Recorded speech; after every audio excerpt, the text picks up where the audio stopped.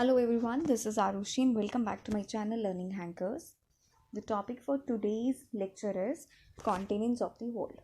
ठीक है, so before starting with the lecture, जिन लोगों ने भी अभी तक मेरे चैनल को सब्सक्राइब नहीं किया है, do share, like and subscribe my channel.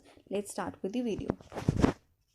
So continents of the world पढ़ने से पहले हमें पता होना चाहिए कि लाइक वर्ल्ड में कॉन्टिनेंट्स बने कैसे. ठीक है, सो इसके लिए वेरियस साइंटिस्ट ने वेरियस थ्योरीज प्रपोज करी. उनमें से जो मोस्ट एक्सेप्टेड थ्योरी हम मानते हैं उसको हम कहते हैं कॉन्टिनेंटल ड्रिफ्ट थ्योरी. ठीक है, सो ये कॉन्टिनेंटल ड्रिफ्ट थ्योरी किसके बारे में ये बताती है कि कॉन्टिनेंट्स का फॉर्मेशन कैसे हुआ. किसने प्रपोज करी थी? The name of the scientist was Alfred Wegener. Clear है? अब ये थ्योरी कहती क्या है? ये थ्योरी कहती है कि स्टार्टिंग में एक सिंगल लैंड का मास हुआ करता था जिसको हम कहते थे पैंजिया. ठीक है, और फिर बेसिकली इस तरीके से ये एक सिंगल लैंड मास है. ठीक है, और बाकी सारी तरफ पानी था. ठीक है, इस लैंड मास को हम कह रहे थे पैंजिया. देन व्हाट हैपेंड, आपको पता है कि जो क्रस्ट है, अर्थ का जो क्रस्ट है वो बेसिकली प्लेट से बना है, टुकड़ों से बना है. ठीक है, सारे टुकड़े पहले एक साथ थे, तो इन सारे टुकड़ों को एक साथ हम कहते थे पैंजिया. फिर हुआ क्या, उन प्लेट्स के बीच में सेपरेशन होने लगी. ठीक है, बेसिकली कॉन्टिनेंटल का मतलब हो गया ना, यहाँ पे लैंड मास की बात कर रहे हैं, एंड ड्रिफ्ट का मतलब होता है दूर जाना, दैट इज मूव अपार्ट करना. ठीक है, सो हुआ क्या, वही कॉन्टिनेंटल प्लेट्स थी जो पहले साथ में थी, अब वो एक दूसरे से दूर जाने लगी. तो जब पहली बार दूर जाने लगी तो हुआ क्या, आपके पास एक सिंगल जो लैंड मास पैंजिया था वो दो टुकड़ों में बट गया. उन टुकड़ों का नाम था लॉरेशिया एंड गोंडवाना लैंड. ठीक है, तो इस तरीके से ये बन गया लॉरेशिया नॉर्थ साइड पे और ये बन गया गोंडवाना लैंड साउथ साइड पे. देन व्हाट हैपेंड, इस लॉरेशिया में भी फर्दर प्लेट्स दूर जाने लगी एक दूसरे से और हमारे पास इंडिविजुअल कॉन्टिनेंट्स बनने शुरू हो गए. एंड जो गोंडवाना लैंड था उसकी भी प्लेट्स आपस से सेपरेट होने लगी और हमारे पास फर्दर कॉन्टिनेंट्स उधर से भी बनने लगे. अब आपको इंपॉर्टेंट पॉइंट याद रखना है कि लॉरेशिया से कौन कौन से कॉन्टिनेंट्स बने एंड गोंडवाना लैंड से कौन कौन से कॉन्टिनेंट्स बने. सो लाइक लॉरेशिया से वन इज नॉर्थ अमेरिका बने, देन यूरोप और एशिया. ठीक है, यूरोप एशिया आप यहाँ से देख सकते हो, इसको हम यूरेशियन प्लेट कहते हैं, तो ये एक ही प्लेट है. ठीक है, then South America, Africa, Antarctica, Australia and India, ये सारे के सारे पांच जो कॉन्टिनेंट्स हैं या जो पांच प्लेट्स हैं ये बनी थी गोंडवाना लैंड से. ठीक है, तो रिमेंबर हियर इंडिया बेशक आज जो है ऊपर नॉर्थ की साइड पे है, बट वो गोंडवाना लैंड की प्लेट से बना था. फिर हुआ क्या, बेसिकली जो इंडियन अफ्रीकन प्लेट थी और साउथ अमेरिकन प्लेट थी, ठीक है, sorry African and south American plate, yes, वो क्या होने लगी, एक दूसरे से और दूर जाने लगी.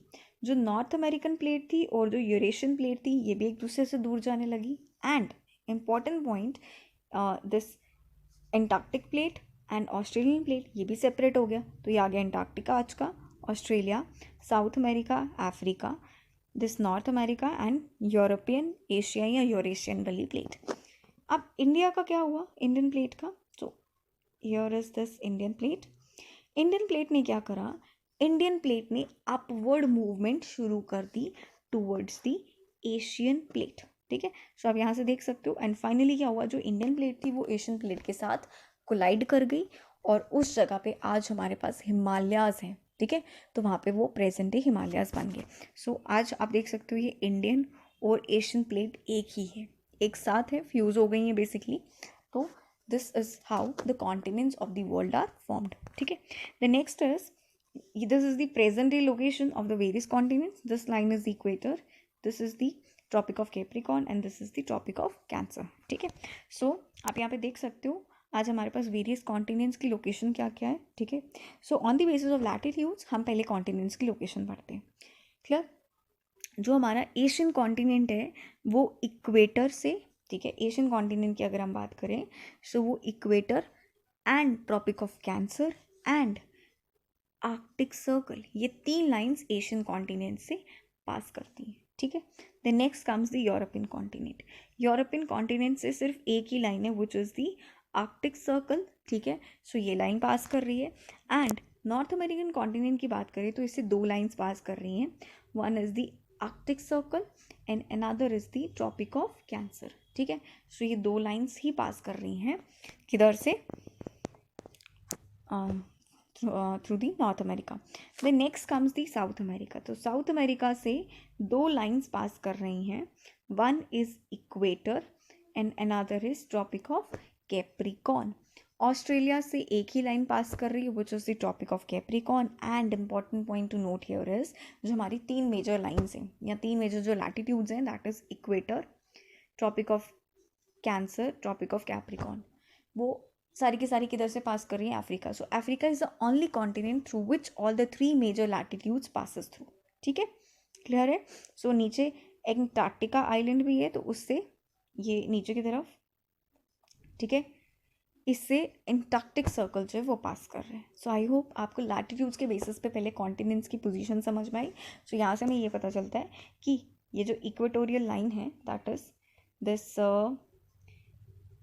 कौन कौन से लैंड मासेस जो हैं वो इक्वेटर के ऊपर हैं, दैट इज़ वो नॉर्दर्न हेमिस्फीयर में, और कौन कौन से लैंड मासेस वो इक्वेटर के नीचे हैं या सदर्न हेमिस्फीयर में। ठीक है, अगर आपको यहाँ पे लोकेशन समझ में आ गई है, so let's start with the various continents. Asian continent, Asian continent world का लार्जेस्ट कॉन्टिनेंट है इन टर्म्स ऑफ साइज और area as well as in terms of population. ठीक है, एशिया में आप बात करो कि जिस कंट्री जो सबसे बड़ी कंट्री है, लार्जेस्ट कंट्री है, दैट इज़ रशिया। ये वर्ल्ड की भी लार्जेस्ट कंट्री है। रशिया जो है वो ये पूरा ये इधर से इधर एक्सटेंड करता है। तो रिमेंबर, रशिया एशियन कॉन्टिनेंट में भी है और रशिया यूरोपियन कॉन्टिनेंट में भी है। तो ओनली कंट्री जो 2 कॉन्टिनेंट्स का पार्ट है, दैट इज रशिया। ठीक है, देन नेक्स्ट इज एशिया में ही वर्ल्ड की 2 मोस्ट पॉपुलस कंट्रीज, यानी कि जिनकी पॉपुलेशन सबसे ज़्यादा है, चाइना एंड इंडिया, वो भी कहाँ है? एशिया में। अनदर इम्पॉर्टेंट पॉइंट है कि दिस एशिया में वर्ल्ड की हाईएस्ट, ठीक है, हाईएस्ट माउंटेन रेंज होती है जब बहुत सारे पहाड़ एक साथ आ जाते हैं, जिसका नाम है हिमालयाज। वो भी किधर है? एशिया में। ठीक है, और उन सारे माउंटेन्स में से कोई एक माउंटेन ऐसा है जो हाईएस्ट है। ठीक है, and that mountain is called as Mount Everest. Clear? So another important point is कि वर्ल्ड का लार्जेस्ट डेल्टा, ठीक है, लार्जेस्ट डेल्टा। अब डेल्टा क्या होता है? If this is the river, river कहाँ खाली होती है? किसी बड़ी सी सी में। ठीक है, तो रिवर क्या कर रही है? रिवर ऊपर से सैंड और सिल्ट वगैरह लेकर आ रही है। ठीक है, क्योंकि रिवर हाइट से आ रही है, ठीक है, या लैंड से आ रही है।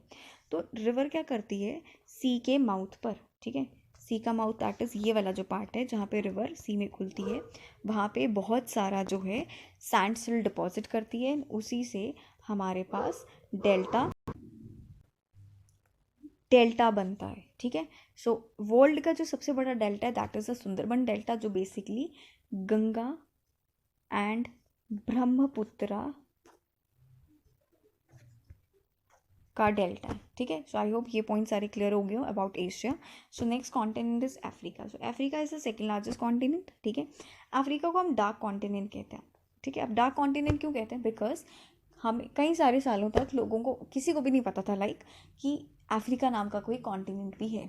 ठीक है, सो इसलिए इसका जो हिस्ट्री है, इसका जो पास्ट है, काफ़ी टाइम तक जो छुपा रहा है, इसलिए हम इसको कहते हैं, अंधेरे में था, इसलिए हम इसको कहते हैं dark continent.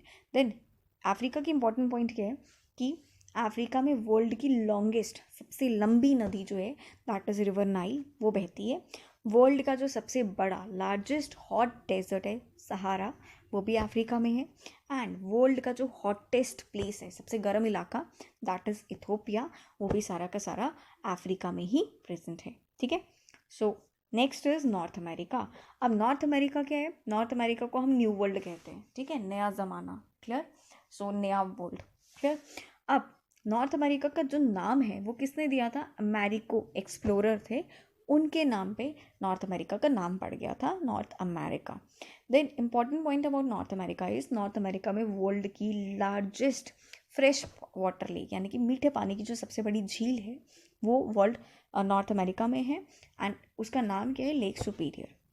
Another important point is, world की जो लॉन्गेस्ट, थर्ड लॉन्गेस्ट रिवर है, that is river Mississippi, that is also the part of north America. Mississippi America, north America की लॉन्गेस्ट है। एंड वर्ल्ड में देखा जाए तो वर्ल्ड में तीसरी सबसे लंबी नदी है। ठीक है, पहले नंबर पे आती है नाइल, अब सेकेंड नंबर पे क्या आती है वो भी हम देखते हैं।